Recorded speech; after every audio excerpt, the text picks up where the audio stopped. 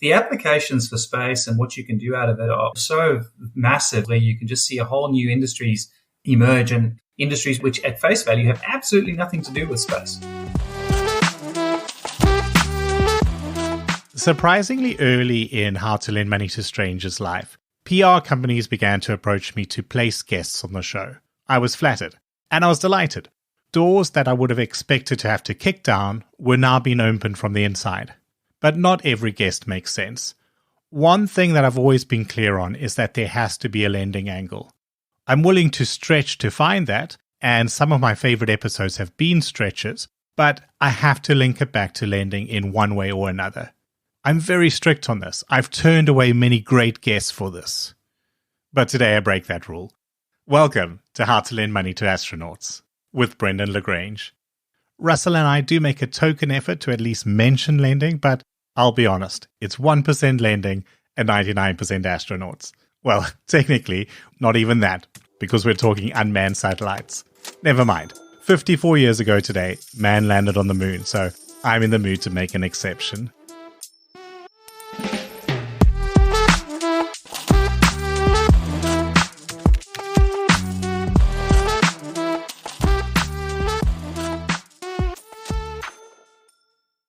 Russel Shaw, CFO and General Manager Commercial at Equatorial Launch Australia, welcome to the show. Thanks, Brendan. Pleasure to be on the show and great to chat to you again. Russell, when you and I were studying, the person that everyone pointed to for inspiration was Mark Shuttleworth. It's not strictly true, but let's just call him South Africa's first tech billionaire. And he went on to become the first South African in space when he caught a lift aboard a Soyuz rocket as a very early space tourist. Now, you and Mark share a number of similarities. You both have a Bachelor of Business Science from UCT. You are both technically not billionaires. And you both have a space connection. Sure, he may be closer to being a billionaire than you, and he actually went into space. But tell me, how did you go from studying accounting in Cape Town to helping to launch rockets from the Australian Northern Territories? It wasn't what I aspired to do, for sure. Like many of us, other than Mark Shuttleworth deciding he wanted to go into space, it just wasn't really a consideration for us at that point in time. So after business science and accounting, I did the 3-year articles up with PwC in Johannesburg.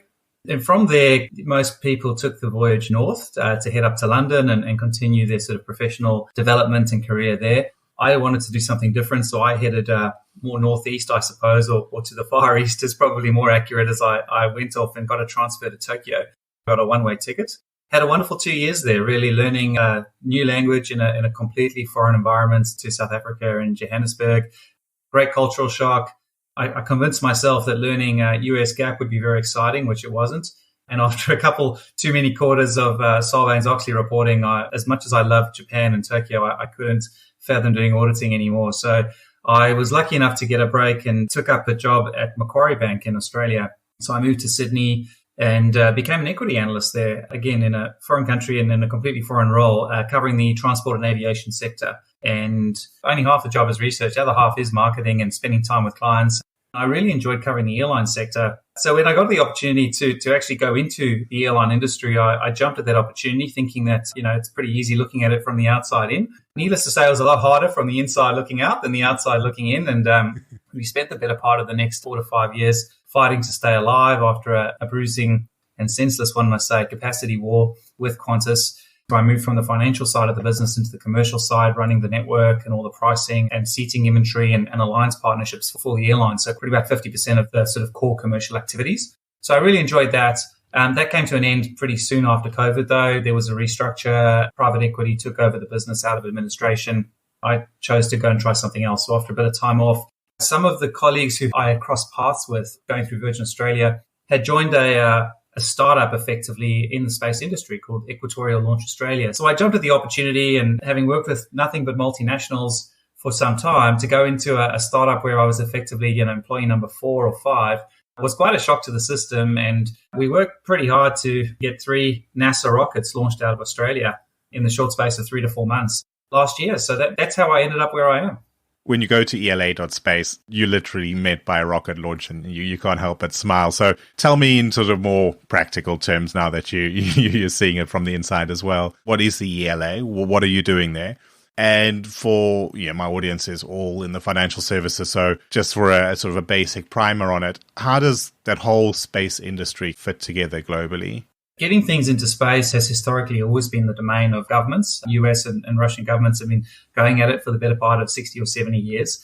Manned spaceflight was obviously the high-profile one, but really in more recent years, the game has been to get satellites up into space, which would clearly support communications, satellite TV, and clearly mobile phone. It's probably the most prevalent one that we use satellites for every single day, and GPS. So the access to space has been a real challenge, which has been really confined by these extremely large launch vehicles. The Apollo 5 or the Saturn 5, it's a nice Lego replica there, which you can see behind me.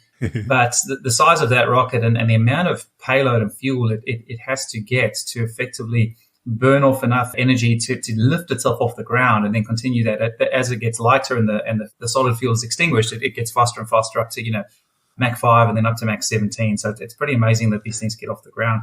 Yeah. The big change in the industry, Brendan, is in recent years, the size of rockets has actually got smaller. And so the cost of that access to space, if you are a satellite company or you are a services company who wants to use satellite services, has come down significantly. If you go back to the 1980s, the space shuttle was effectively the first freighter carrier, if you like, to take things into space. And the cost of getting just 1 kilo into space was around $60,000 back then. So when you think about the size of these enormous satellites, which were going up into 35,000 kilometers into the sky and into a geostationary orbit where they effectively cover the same part of the world all day round, those were enormous costs to get those things up. Now what we're seeing is clearly that the world has changed, technology has improved, and Elon Musk and SpaceX, to be fair, has been a major catalyst in actually reducing the cost of access to space from that crazy $60,000 a kilo down to something closer to $6,000 per kilo. And that obviously makes the economics of putting up a satellite or a satellite constellation and then the services that you can associate with that a lot more accessible. So that's been a major change. And whilst Elon is going one way in creating bigger and bigger rockets with Falcon 9 and then more recently Starship, what we've seen in the industry is effectively smaller launch vehicles as well being developed. These are smaller vehicles which can take a payload of, let's say, 150 kilos or up to 500 or 1,000 kilos into space at a fairly similar, if not slightly higher, but a more similar cost per kilo to what Elon Musk has been doing. And so that, again, opens things up for much more precision delivery into space, which means that instead of the satellites going up on a rideshare mission with SpaceX and waiting 3 years to orbit the Earth 1,000 times and making very small adjustments every single time to get to where they need to be for the coverage that they want, they can start generating revenue much quicker and they're not burning as much fuel and therefore have a longer life in space. So we are building a spaceport in the Northern Territory, which is a multi-user commercial spaceport. And our customers, if you like, are effectively those small to medium launch vehicles who are looking to take smaller payloads up into space, which are very bespoke to a particular customer. Why Northern Australia? What difference does that give you to sort of other locations that might be looking to get in the same game? The big benefit is, and again, you only know this when you start working in the industry, is that the Earth spins faster around the equator than it does at either pole. And so clearly having an equatorial location means that when you're launching a rocket from an equatorial location, the launch vehicle can take advantage of the speed at which the Earth is spinning to get itself up into orbit, which means you can either burn less fuel or more realistically, you can take a higher payload for the same sort of category or thrust rating for your rocket. Some of the rockets, for example, that launch out of New Zealand or out of North America at a much higher or lower latitude than we are, they might take a 240 kilogram payload at their maximum. Whereas if they were launching from Equatorial Launch Australia side up in the Northern Territory in Australia, you're closer to 330 kilos. And that makes quite a big difference, clearly, when you're trying to pack as much as you can into a really small satellite with very thin margins of safety. So key things you need is the equatorial location is a real benefit. The geopolitical stability that Australia brings gives us an advantage over places. There are some spots in Brazil, again, bit of a geopolitical challenge there with a site that's run by the Brazilian military. I'm sure they do a great job, but perception-wise, it's more challenging for international customers. And then the other big one, which has a long pedigree, is Peru in French Guiana, which is run by the European Space Agency. It is about 8 degrees north of the equator, so very similar to us where we're 12 degrees south of the equator. But traditionally, it has been the domain of large European vehicles like Ariane which is a huge rocket, and question marks over how much launch frequency they can get for smaller vehicles. Whereas ISIDE is ideally located and it has the requisite infrastructure that you need as well, like a port and an airport really close by, but not a lot of people. You don't want a lot of people when you're launching, because clearly if something goes wrong, it can be fairly catastrophic. The fuel has been lit to get the thing up in the sky. If something goes wrong, and things do go wrong occasionally, it comes back down effectively as a bomb. So there is a huge regulatory framework that goes over launch, and that's what makes it quite complicated in terms of getting your launch licenses and making sure that you as a facility are well equipped to manage the operation of multiple launches. You and I discussed offline before the recording, there isn't actually any lending in here, but obviously there is money involved and there's funding to get something like this off the ground, to get a project going. Good choice of words. Yeah. How does that work? Who's putting money in to fund this sort of complex and risky project? And how does the economics work so that if hypothetically we had a lender looking to lend money to astronauts, because I'm still going to use that as the episode title, but yeah, how do the economics of private space work? The size of the space industry, if you like, is forecast to get to over $1 trillion by 2040 from a couple of $100 billion at the moment. So it's a pretty high growth area. Outside of that traditional government funding and grants, which is very prevalent until recently in Australia and in both Europe and the US, it has typically been privately funded through venture capital. Venture capital market for space has been extremely successful, I guess, from someone who's looking for fundraising's perspective. Particularly in, I think, 2019, 20, and 21, there was around $1 to $2 billion of fundraising efforts that went through the industry each year. That's clearly, like other industries, has turned off quite quickly over the last 12 to 18 months. And SPAC vehicles was another one, particularly in the US, where fledgling space companies were effectively acquired by a SPAC and did a reverse listing. Most of those haven't gone particularly well, and the most probably well publicized one of that is Virgin Orbit, which had a failure in one of its launches and it has gone into bankruptcy. But there are other companies who are successful. There is an absolute plethora of companies who are probably 12 to 18 months away from doing their maiden successful launch. And so we're seeing a significant amount of potential participants, particularly at that lower end of the market. But certainly from our perspective, and I think, this will be an emerging trend in the sector, is if you look at certain components of the value chain in space, a lot of them do have infrastructure-like qualities over time. And clearly we've seen in other industries, particularly communications infrastructure, airports, roads, those have all proven to be extremely lucrative places for debt providers because you have a high predictability of revenue, you've got really good asset backing, and they're typically assets which are difficult to replicate or compete against. Space and certainly components of that, I think, are on that road or on that pathway. And we're looking at it the same way for us as a spaceport, where we'd like to liken ourselves to an airport over time. And that once our operations are more mature and we've got greater reliability from those launch vehicles that are using our spaceports, we'd like to think of ourselves as more of an infrastructure stock where we can use that asset backing to effectively raise more cost-effective debt. It echoes a lot of older, more mature industries, and you can certainly see a pathway. I think that predictability of the operation is what needs to still evolve within the industry.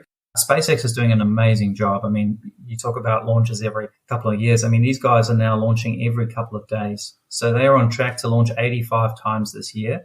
And they do some pretty cool stuff. They've brought down that cost of access because they actually reuse parts of their rocket. So historically, NASA would expend, 99% of its rocket, whereas SpaceX effectively, once the fuel has been extinguished from the first stage of the rocket, they actually steer and navigate that booster and it lands back down on a pad. And he's done this 156 times already.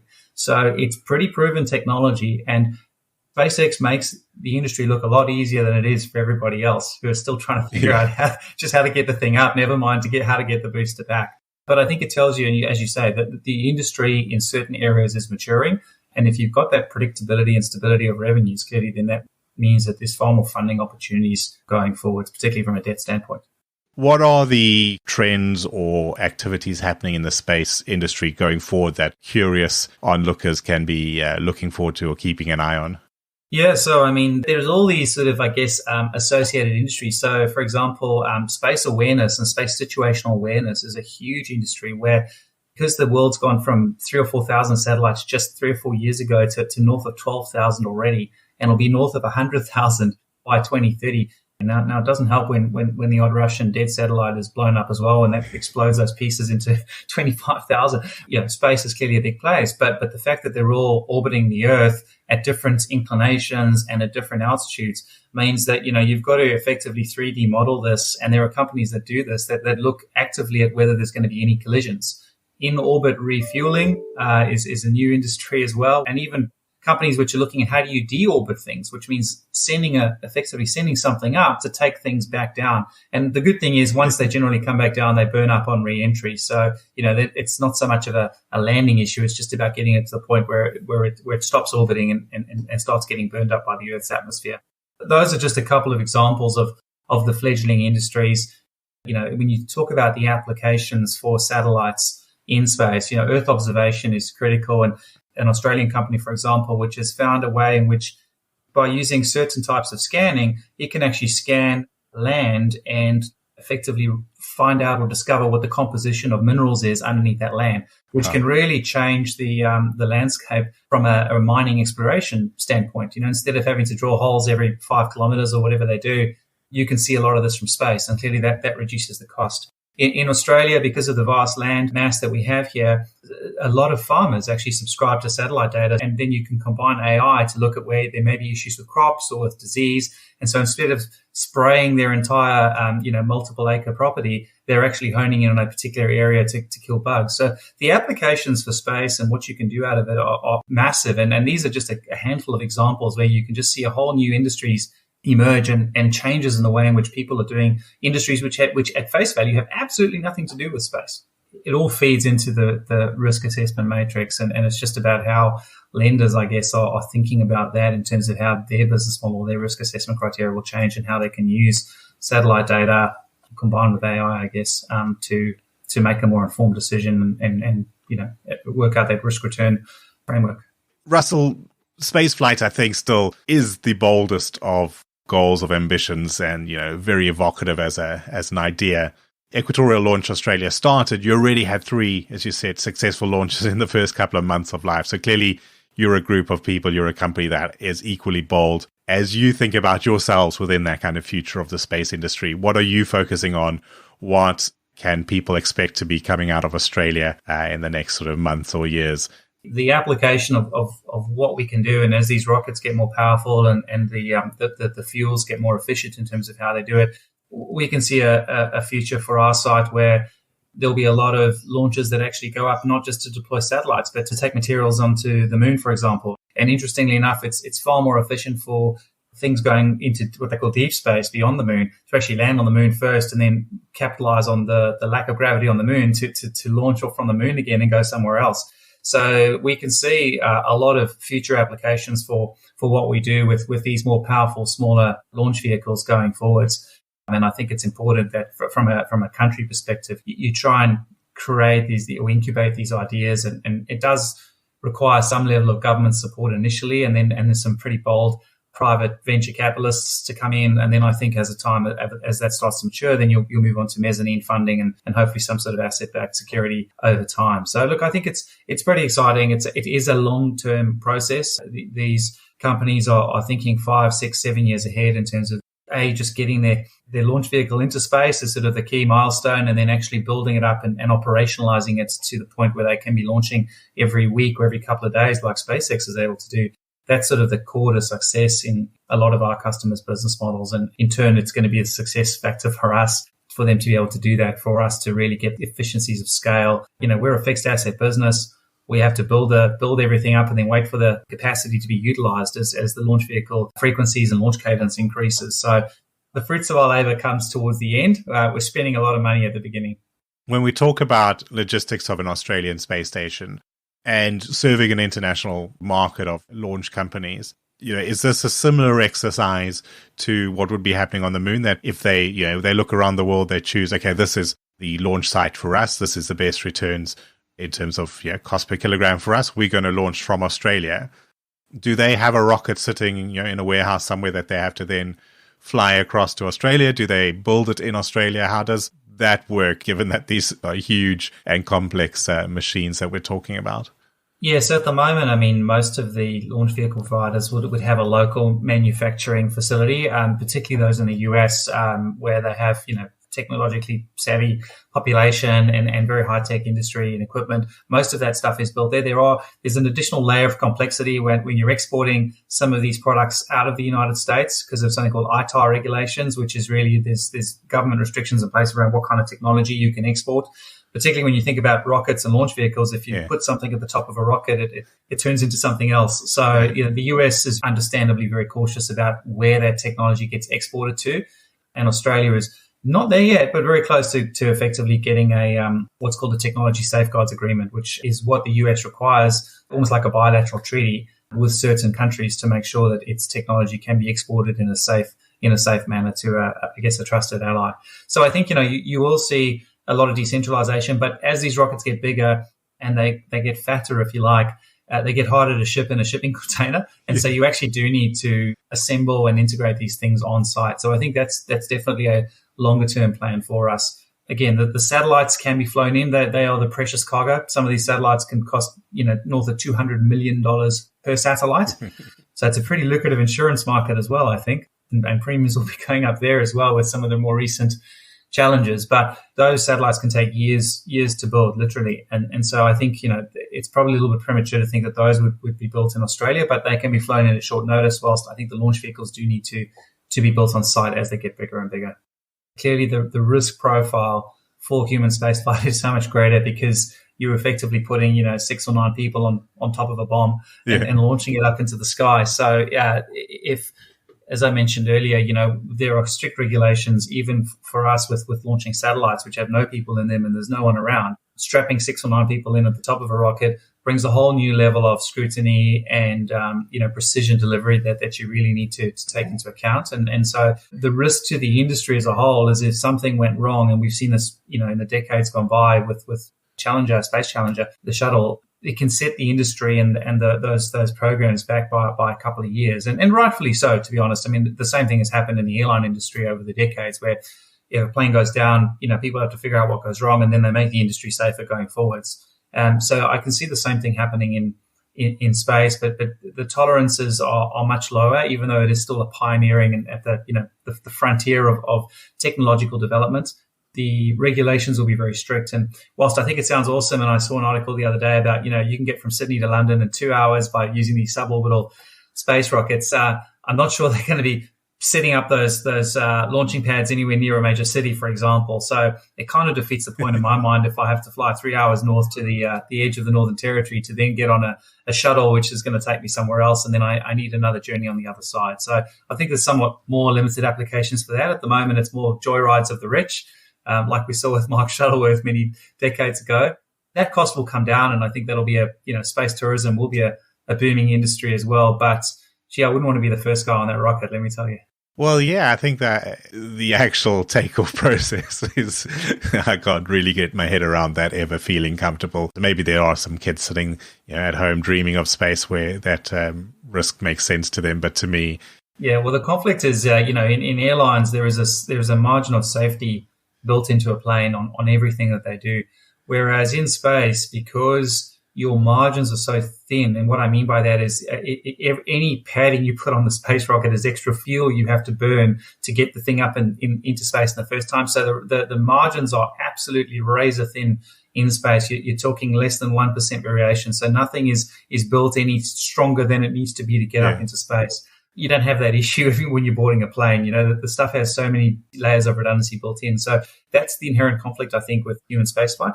It's obviously an industry that people would have been enamored with the idea of space, and it's always something exciting about launching a rocket. So although we're not really speaking lending today, if anybody listening is interested in Equatorial Launch Australia and private space, in general, where can they go to learn more? Where can they go to see what you're doing out there and follow your story? Yeah, thanks, Brendan. So our website gives a rundown of what we've done so far and what our plans are for the future. We're on LinkedIn and all the other social media, so that's probably the first point of contact. And yes, if you do have interest, please do feel free to reach out. We are in a capital raising at the moment, so we'd be happy to speak with you. Russell, thank you so much for coming on. It's been a pleasure catching up in general, but also, to learn what's happening. Yeah, something very different for me, but certainly something I'm going to be keeping an eye on. Awesome. All right. Well, thanks, Brendan. Thanks. Nice chatting to you and catching up after so many years. And thank you all for listening. Please do look for and follow the show on your favorite podcast platform and share the updates widely on LinkedIn, where lending nerds are found in our largest concentration. Plus, send me a connection request while you're there. This show is written and recorded by myself, Brendan Lagrange, in Brighton, England, and edited by Fina Charlson of FC Productions. Show music is by I Am Wake, and you can find show notes and written transcripts at www.howtolendmoneytostrangers.show or just www.htlmts.show, and I'll see you again next Thursday.